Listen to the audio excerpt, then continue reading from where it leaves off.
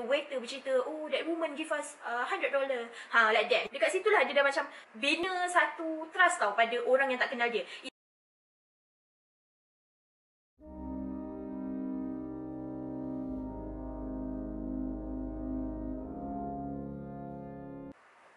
Hai guys, Assalamualaikum. Welcome back to my channel.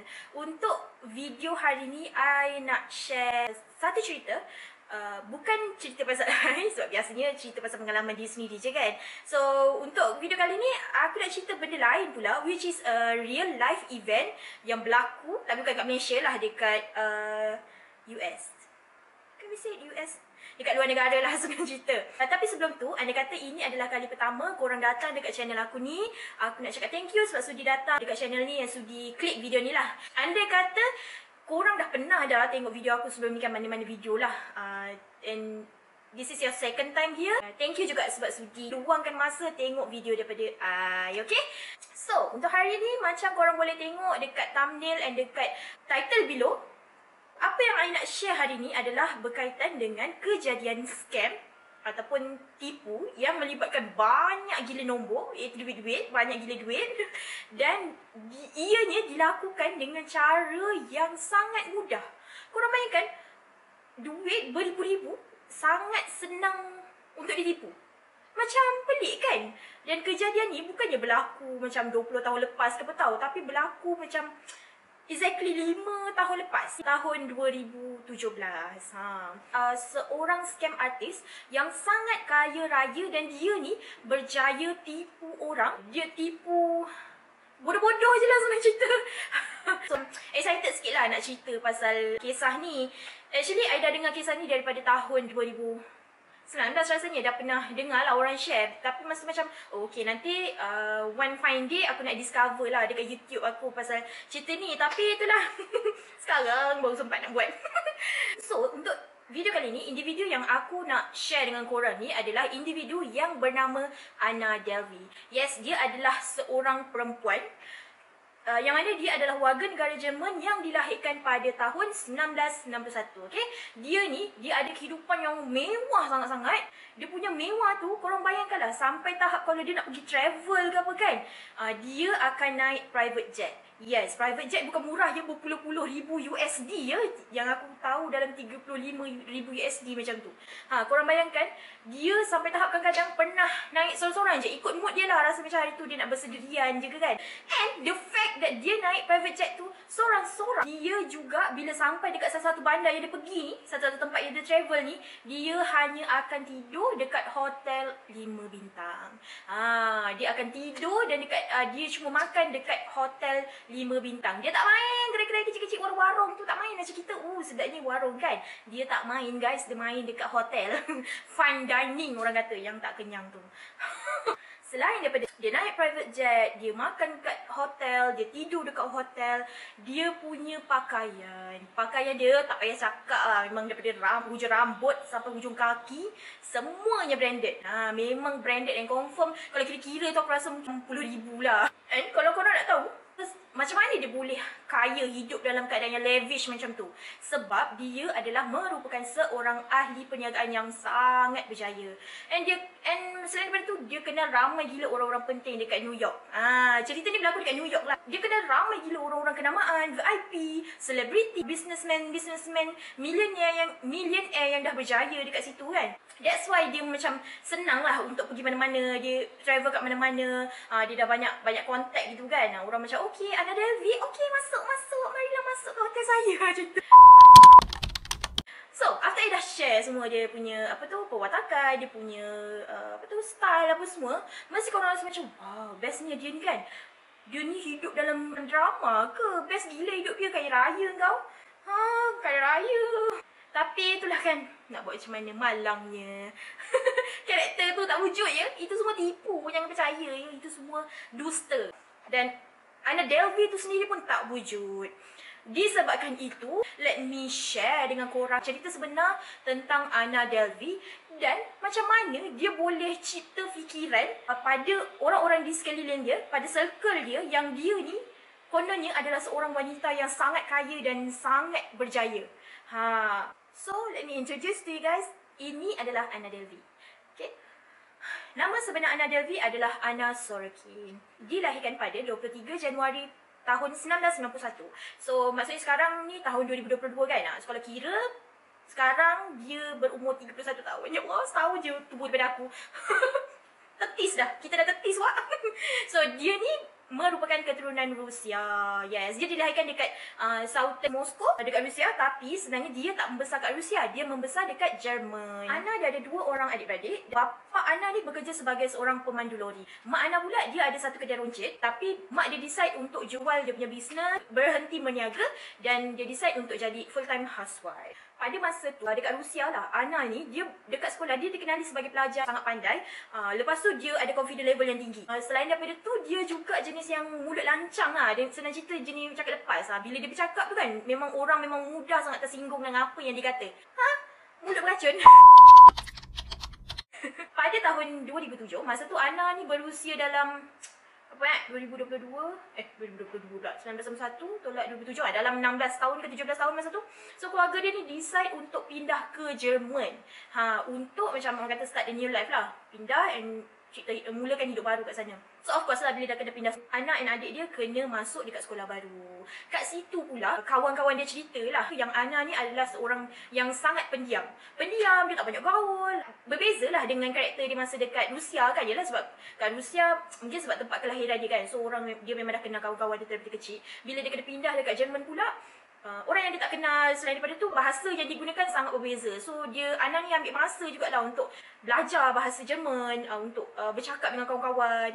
Tapi itulah, end up dia memang tak ramai kawan lah. Tapi walau bagaimanapun, walaupun dia tak ada kawan, dia tetap dapat habiskan belajar lah kat sekolah tu. Ni kira sekolah menengah lah. Kira cerita kalau macam kat Malaysia ni, dia dapat ambil SPM. Macam yang tu, lebih kurang lah.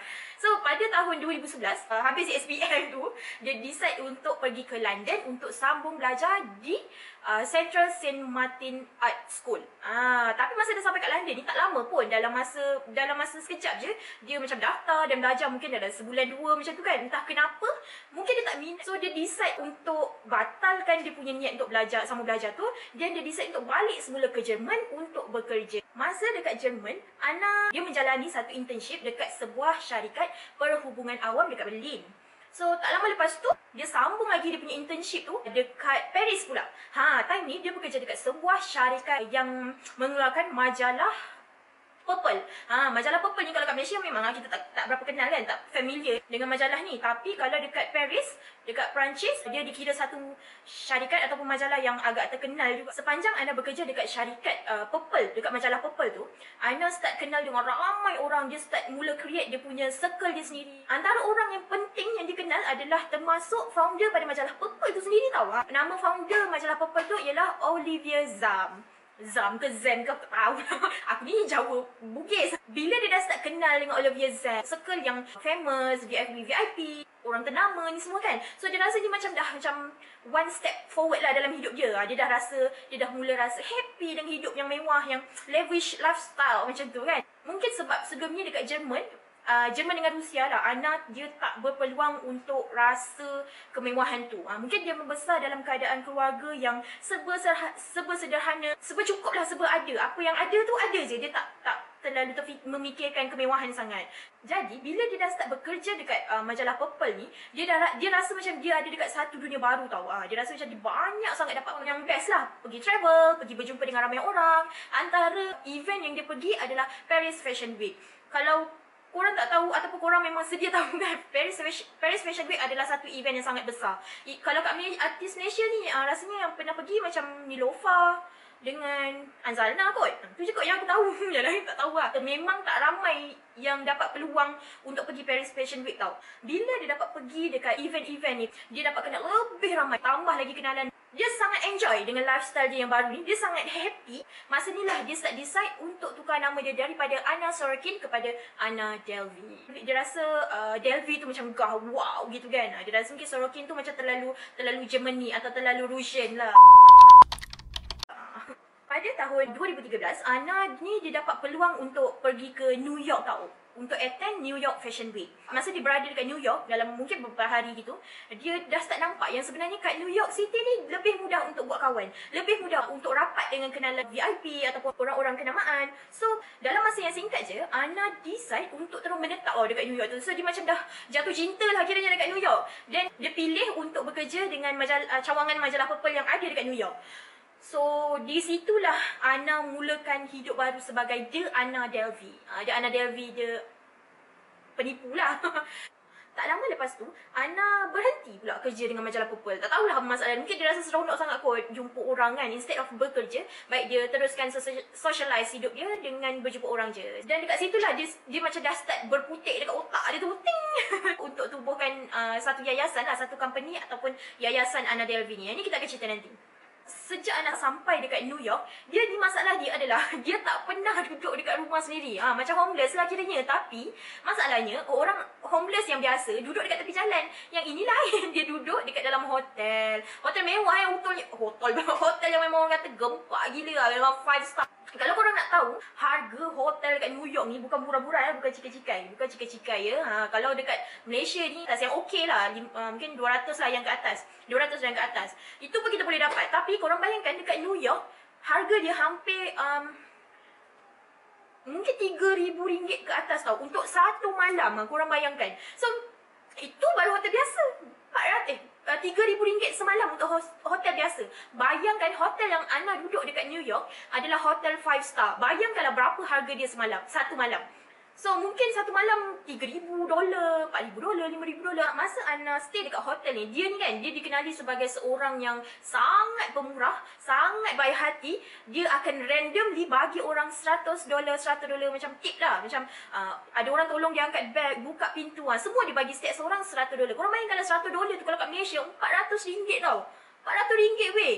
$100 ataupun RM400 ni bersamaan dengan installment kereta bulanan ya, ataupun duit sewa bilik ataupun duit rumah sewa lah. So kalau aku dapat tu mestilah aku pun suka, macam wow, dia ni mesti kaya ni, macam senang je dia bagi orang RM500. Macam saja je buka pintu kat dia pun dia bagi juga tip. Macam no point, macam benda tu kan terlalu simple kan. Bukannya orang tu besar payah pun buka pintu je pun, $10 pun dah cukup. Bayangkanlah bila dia dah terlalu kerap buat benda ni, selalu sangat keep on bagi orang duit pemurah, jumpa orang belanja minum, jumpa orang belanja makan. Eventually, orang start bercakap tentang dia. Sebab tak ada orang give out $100 just like that. Faham tak? So, sebab amount tu terlalu besar. Jadi, bila benda ni dah tersebar, cerita pasal Ana Delvey, nama dia ni naik tau. Macam orang-orang kenamaan, VIP, selebriti, orang yang businessman, dia orang dah start dengar nama Ana Delvey, sikit-sikit Ana Delvey. Mungkin dia terdengar, even orang tak pernah jumpa dia pun, orang dah ada macam, oh, Ana Delvey, the woman yang suka bagi tips, woman yang selalu belanja orang tu. Tadi ayah ada cakap yang dia dekat New York tu, dia duduk dekat hotel kan. So korang bayangkan, peliknya si Ana ni, beraninya dia kalau stay dekat satu hotel tu, dia tak stay sekejap tau. Macam kita kan biasa pergi hotel nak macam holiday ke apa, kita stay 2-3 hari, paling lama 3 hari lah, ataupun seminggu lah paling lama. Tapi yang peliknya si Ana ni, dia stay kadang-kadang sampai 10 hari, 20 hari, terlalu lama. Macam pelik lah, orang dah start pelik. Macam, dia ni tak kerja ke? Sebab kerja dia cuma jalan-jalan, shopping. Jadi orang dah start pelik lah, dah start tanya dia, mana datang duit dia kan? Banyak sangat ke duit dia sampai tahap dia boleh baling, dia boleh lempar $100 macam tu kan? Jadi masa tu dia pun ceritalah yang dia sebenarnya berasal daripada keluarga yang sangat kaya. Sebab yelah nak menutup mulut orang kan. So dia pun cakap lah yang dia ni ada warisi dana amanah, macam banyak dana tu dalam 60 juta, 62 juta USD macam tu lah. Dan cuma duit tu sekarang tengah floating dekat bank dekat luar negara lah. Dan disebabkan itu jugalah dia ada banyak duit untuk bagi orang. Sebab mula-mula orang persoalkan lah dia kerja apa kan. So bila orang dah habis dah cerita mempersoalkan, oh betul ke dia ada kaya apa semua kan, dia dah tutup dengan cerita yang dia ada dana tu, orang mempersoalkan pula, betul ke ayah dia ni kaya, bapak dia ni kerja apa sampai pula kaya macam tu kan, apa nama dia, siapa nama bapak dia, mungkin diorang kenal apa semua kan, kawan-kawan dia lah yang tanya.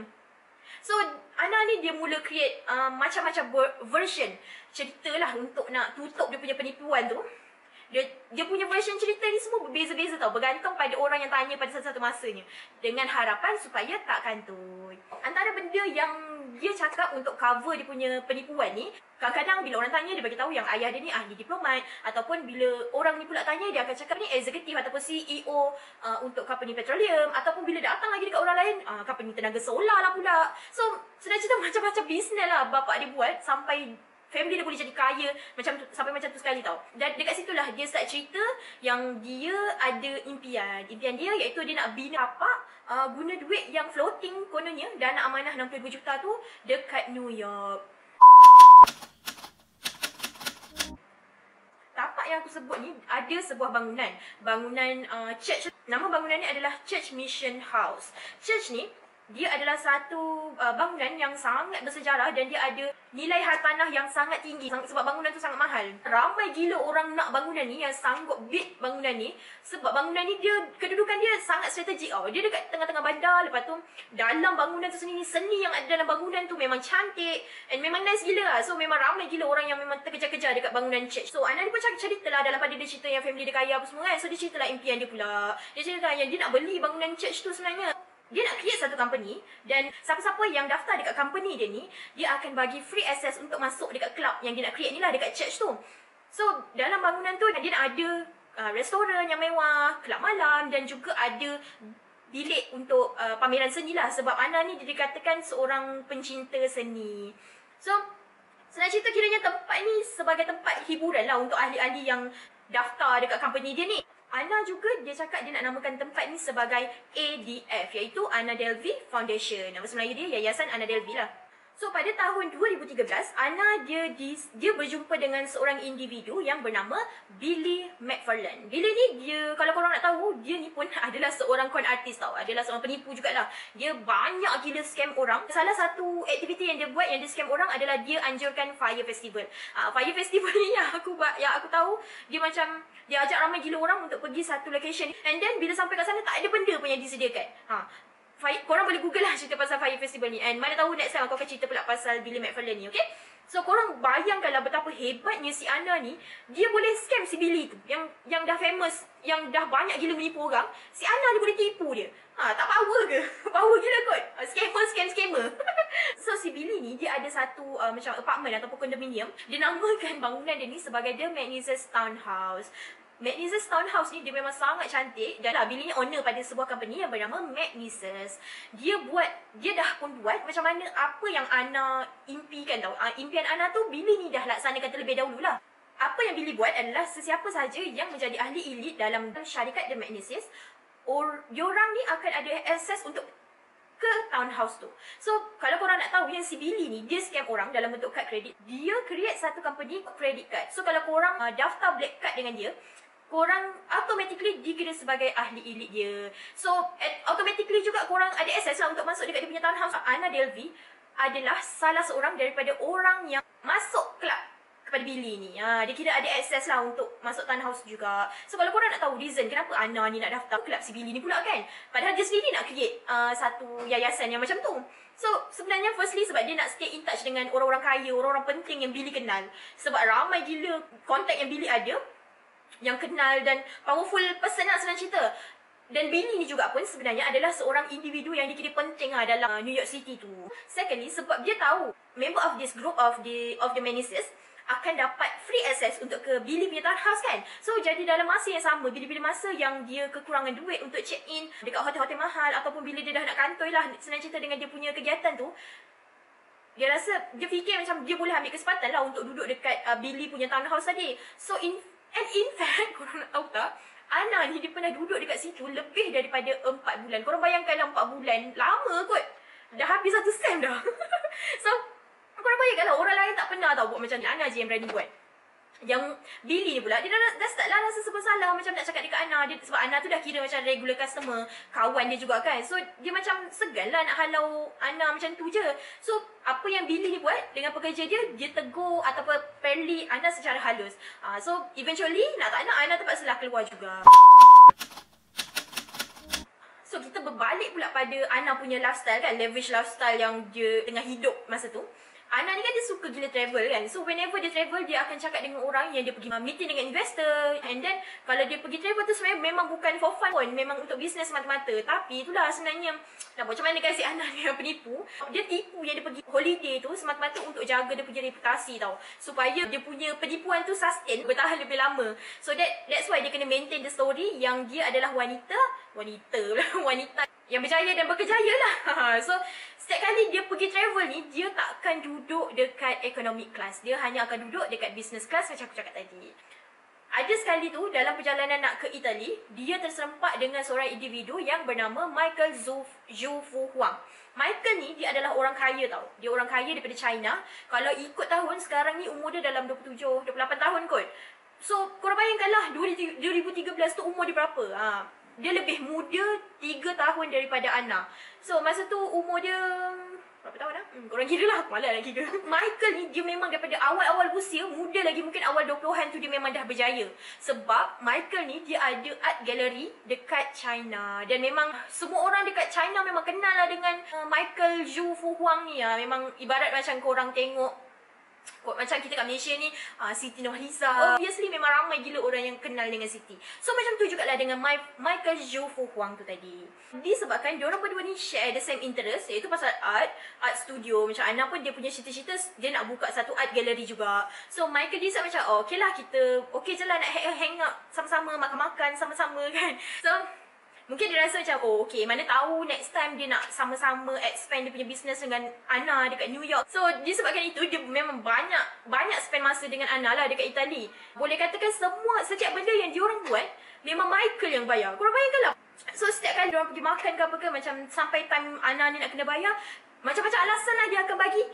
Contohnya macam wallet dia tertinggal, ataupun kad dia ada tercicir kat mana-mana, ataupun mungkin ada problem. Yalah sebab dia kan dekat luar negara masa tu, mungkin dia punya alasan ada problem lah sebab tak boleh nak buat international transaction kan.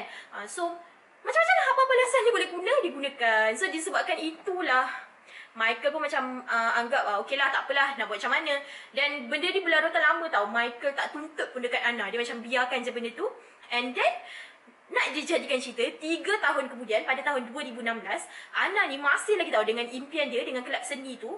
Tapi masalahnya dia perlukan 25 juta dolar untuk realisasikan impian dia. Disebabkan dia tak ada dana 25 juta tu, dia pun decide untuk berjumpa dengan seorang peguam yang bernama Andy Lance. Lepas Ana jumpa si Andy ni, entah macam mana tadi ayat, aku tak tahulah. Andy setuju untuk kontak dua bank, iaitu Citibank dan Fortress. So dia minta dua bank ni untuk secure loan untuk Ana. Andy ni juga berjaya yakinkan pegawai bank yang Ana ni dia ada trust fund dekat luar negara, bank luar negara, supaya bank ni akan luluskan lah pinjaman dia tu. Kononnya macam dia ada 60 juta tu lah untuk sebagai orang kata cagaran macam tu. So November 2016, Ana submit satu documentation kepada Fortress yang menyatakan dia ada 60 juta dalam bank. Malangnya sebenarnya tak ada. So dokumen tu digunakan untuk apply 5 jenis loan yang berbeza, yang mana total dia adalah 20 juta dolar. Lepas tu Fortress pun percaya, entah macam mana Fortress dia boleh luluskan pinjaman tu, tapi dengan syarat dia kena bayar 100,000 USD terlebih dahulu sebagai cagaran lah, ataupun deposit untuk secure loan tu. So bila dia dah bayar, kalau dia bayar 100,000 tu, baru Fortress akan luluskan pinjaman dia yang sebanyak 20 juta tu lah. So masa ni Ana pun buat decision dengan Andy, capai kata sepakat lah dengan Andy untuk buat pinjaman 100k tu dekat Citibank.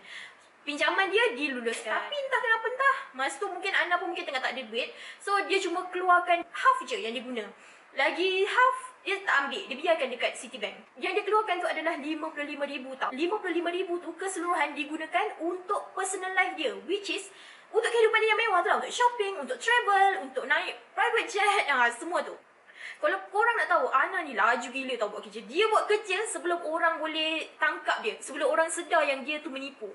Itu Ana, pandai gila weh. Selain daripada dia ni pandai menipu orang, dia juga pandai buat, dia boleh buat cek palsu tau. Dia bank in cek, lepas tu dia boleh keluarkan cash daripada cek tu sebelum orang perasan, sebelum dia kantor yang cek tu sebenarnya palsu. Walaupun dia dah dapat cash daripada Citibank, dah dapat cash daripada cek palsu tu, semuanya digunakan untuk shopping and travel sahaja. Tak ada langsung yang digunakan untuk hotel ataupun untuk makan dia tau. Memang untuk shopping dan travel. pada tahun 2017, dia ada anjurkan satu birthday party yang memang besar-besaran. Birthday party dia sendiri lah. Besar gila party tu, memang dia jemput ramai gila orang-orang ternama, selebriti, VIP semua dia jemput. Tapi korang bayangkan, party dah habis pun, dia tak bayar pun duit event tu tau.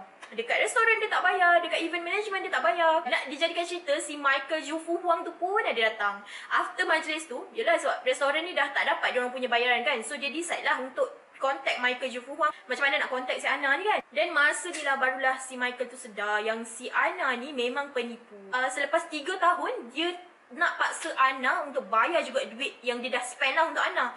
Dan yang aku baca, Ana bayar duit dia melalui Venmo, tapi dia hantar duit tu dah guna akaun palsu ke apa tak tahu, tapi dia bayar duit si Michael tu.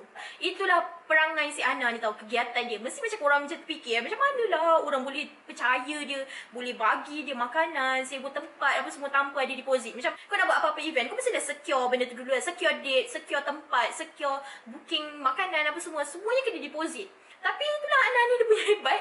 Dia boleh buat benda tu semua tanpa keluarkan sesen pun. Bila fikir-fikir balik kan, mungkin sebab orang-orang keliling dia kan, dia dah termakan tau apa yang dia cakap. Sebab dia kan dah bawa personality sebagai seorang yang kaya. So orang-orang sekeliling dia macam dah kenal. Bila dengar macam Ana Delvey, oh dia kan kaya, tak apalah, macam tu. Alah, korang bayangkanlah tiba-tiba Siti Nurhaliza datang. Lepas tu dia cakap, dia datang kat kedai makan korang kan. Lepas tu dia cakap, nanti saya balik boleh, saya transfer boleh, kat saya ada problem lah. Korang, kalau Siti datang kat kedai korang, apa korang nak fikir kan? Tak apa, tak bayar pun tak apa. Tapi itulah kita tahu orang yang terkenal macam tu, takkan dia tak bayar. Macam tu jugalah si Ana ni, orang keliling dia macam fikir, okey tak apa, biarlah Ana tak bayar, lambat laun mesti dia akan bayar. Macam itulah pandangan diorang ni pada Ana Delvey. Diorang fikir macam merepek lah kalau Ana tak bayar. Dan disebabkan itu juga, Ana dapat terlepas banyak gila benda, terlepas daripada buat pembayaran walau sesen pun. Tak lama lepas daripada sambutan hari jadi dia tu, daripada birthday party tu, dia book satu bilik yang fancy gila dekat 11 Howard Hotel. Dekat New York jugalah. Owner hotel ni adalah owner yang sama dengan bangunan church yang Ana nak beli tu tau. Owner ni pun percaya yang Ana ni ada potensi untuk beli bangunan dia. So dia benarkan lah Ana stay dekat situ tanpa letak apa-apa kad. So macam diorang percayalah dekat Ana ni akan wire transfer ataupun online transfer lah kalau kita kan. Ana ni pula, satu perangai dia adalah dia hanya akan makan dekat restoran dekat hotel tau. So apa-apa bayaran dekat hotel apa semua dia akan sekalikan dengan bayaran bilik dia. So punyalah lama dia duduk dekat hotel, tak silap berapa bulan lah, 7 bulan tak silap, 7 bulan ke 8 bulan. Korang bayangkanlah, bil dia dekat hotel tu dah cecah 30,000 USD. Banyak weh, 30,000 USD tu dah 120,000. Boleh beli rumah sebiji tau tak? Ataupun kereta sebiji. Dekat hotel tu, kiranya dia gunakan kawan-kawan yang dia ada untuk teruskan hidup dia yang mewah. So pada tahun yang sama, 2016, dia dah start kekurangan duit lah. So dia pun buat lagi cek palsu sebanyak 160,000. So dia berjaya keluarkan 70,000 daripada cek palsu tu tanpa siapa-siapa sedar. Dalam pada masa yang sama, owner hotel dia dah mula sedar yang Ana dia tak pernah buat wire transfer, tak pernah apa-apa payment tak pernah berjaya. Kalau ada pun dia bagi slip transfer, semua tipu. Management hotel dia dah start approach Ana untuk bayar bil dia, ataupun kalau dia tak nak bayar bil, dia kena keluar daripada bilik tu masa tu juga. Ana pun cakap macam don't worry, the payment is on the way lah gitu. So dia kata jangan risau, jangan susah hati sebab dia akan settlekan semua. So dia cakap lagi, by the way dia ada hantar hadiah tau, sebagai tanda macam terima kasih lah sebab orang semua macam layan dia dengan baik, berbuat hati dengan dia dalam masa yang sama, dengan harapan orang tak jadilah halau dia. Hadiah apa tau yang dia bagi? Dia bukannya bagi hadiah duit, dia bagi hadiah champagne ataupun arak lah, tapi tak tahulah banyak ke tak. Tapi of course lah champagne yang mahal kan. Tapi lepas tu entah macam mana, entah dia kan ada hutang dekat hotel tu 30,000. Si Ana ni dia boleh convince Citibank untuk bagi dia lagi 30,000 USD untuk dia selesaikan hutang dia dekat 11 Howard Hotel tu. So macam pelik lah kan, macam mana lah Ana ni boleh tipu bank puluhan ribu. And then beberapa bulan kemudian, iaitu pada Jun 2017, Ana decide untuk melancong kat Morocco dengan kawan dia lah, iaitu Rachel. So time ni Rachel tak ada duit tau. So macam Rachel cakap lah dengan Ana, it's okay lah, I don't want to go sebab I tak ada duit apa semua kan. Lepas tu Ana cakap lah, it's okay, it's on me. Macam tu. Dia cakap jangan risau, aku belanja, aku bayar, flight pun aku bayar apa semua. Kononnya dia bayar, tapi sebenarnya flight yang diorang naik tu pun Rachel yang bayar tau. Sebab Ana kata, nanti pakai duit kau dulu, nanti aku bayar. Kita ni kawan kan, macam okay kau janji nak bayar kan, mestilah kau akan bayar, macam tu. So diorang pun pergilah Morocco dengan seorang trainer tau. Dan diorang siap upah videographer sebab kononnya Ana ni nak buat satu dokumentari lah macam tu lah, sebab dia kan nak buat foundation tu. So dia nak ada satu dokumentari yang menyatakan dia pergi Morocco tu untuk sebagai business trip lah senang cerita. Korang bayangkan harga hotel dekat Morocco satu malam $7,000 tau. So macam mana cara dia bayar? Dia bagi je kad kredit palsu yang tak boleh guna, tak function pun. Tapi itulah tak lama pun untuk hotel tu sedar yang kredit kad tu tak sah and tak boleh guna. Macam hotel teruslah cari anak and minta kredit kad yang lain untuk letak, untuk dia hold lah dalam file. So mula-mula macam diorang relax je lah, sebab macam diorang fikir macam okay, Ana ni kan kaya, nampaklah perwatakan dia, pemakaian dia. So manajemen ni macam tak adalah risau sangat, percayalah dekat Ana. Beberapa hari kemudian, salah seorang daripada Ana dan kawan-kawan ni, iaitu si trainer tu, dia decide untuk balik sebab dia tak sihat. Tapi manajemen hotel tak benarkan si trainer tu check out hotel sebab diorang masih lagi tak bagi kad kredit yang sah tau. So diorang tak bolehlah check out selagi manajemen tak terima kad kredit yang sah. Sampai tahap manajemen tu datang sendiri dekat bilik yang Ana dengan Rachel tu duduk untuk minta kad kredit yang sah tau. Time ni Ana marah dengan frust sangat-sangat lah sebab dia dah start panik kan. Dia rasa dia betul, dia kaya. Bila orang cakap kad dia tu tak function, dia dah start marah lah. So diorang je lah dah tak ada choice. Nak tak nak kena juga letak kredit kad lain. So Ana ni terpaksalah minta Rachel untuk letak dulu kredit kad dia. And dia kata nanti dia akan ganti lah sebab yelah dia dah pun gunakan duit Rachel untuk flight kan. So why not gabungkan sekali hutang tu dan nanti dia akan bayar. So Rachel pun macam okay lah, kesian dekat trainer tu nak balik. So dia pun tak ada choice, dia letaklah kredit kad dia. So, kalau korang nak tahu, si Rachel ni gaji dia setahun cuma $60,000 setahun. So, maksudnya kalau dikira-kira setiap bulan gaji dia cuma dalam $5,000 je lah. Tapi, masalahnya sekarang, bil hotel mencecah $62,000 lebih daripada pendapatan Rachel setahun. So, diorang tak ada pilihan, diorang pun balik ke New York. So, bila diorang balik kat New York, Rachel ni macam keep on push Ana untuk bayar balik hutang dia. Tapi, somehow Ana berjaya untuk elak untuk bayar tau. Almost tahun lah dia berjaya elak. Bila sampai kat New York tu, Ana check in pula dekat hotel lain. Sebab masa dia kan dah kena halau dekat 11 hotel tu kan. So, dia decide untuk check in dekat hotel Big Man selama 20 hari. Walaupun dah 20 hari, hotel still tak sedar tau yang Ana ni sebenarnya dah scam diorang. Yelah tak bayar lagi. Diorang tak dapat payment sampailah bil Ana dah cecah $12,000. Dan dia pun kena halau lah daripada hotel. Tak lama lepas tu dia check in pula dekat hotel JW. Kalau korang perasan lah, macam aku cakap tadi, dia ni macam homeless. Dia tak ada rumah. That's why dia terpaksa check in dekat hotel sampai 20 hari. Kadang-kadang sampai kena halau lah senang cerita. Dia ulang lagi benda yang sama, ulang sampai Abang Jamil mampu. So kat sini korang boleh nampak lah betapa pandainya Ana, betapa cerdiknya dia ni untuk pusing cerita menggunakan perwatakan dia yang kaya. Yang konon-konon dia kaya dan dia ada banyak sangat duit untuk dihabiskan dekat hotel-hotel yang dia duduk tau. Sikit pula tekak. Selain daripada tu, bangunan yang dia konon nak beli tu, owner bangunan tu dah pun jual bangunan tu dekat orang lain. Sebab dia macam dah penat lah nak tunggu Ana. Lama sangat kan tunggu. Dah bertahun-tahun tunggu. So owner tu dah give up lah nak tunggu Ana. Ana pun jadi depressed. So beberapa bulan selepas pulang daripada Morocco, polis dah start lah kesan kegiatan Ana ni. Dan polis dapat report daripada beberapa restoran menyatakan yang Ana ni tak bayar bil dia. So Ana rasa marah lah, geram lah dengan sebab orang tuduh dia tak bayar bil apa semua kan. So dia pun buat check lagi sekali. Dia buat check, dia berjaya keluarkan beberapa $1,000. Duit yang dia guna tu, duit yang dia dapat tu dia guna untuk book flight pergi ke California. Bukannya dia nak bayar hutang orang tu, dia pergi ke California.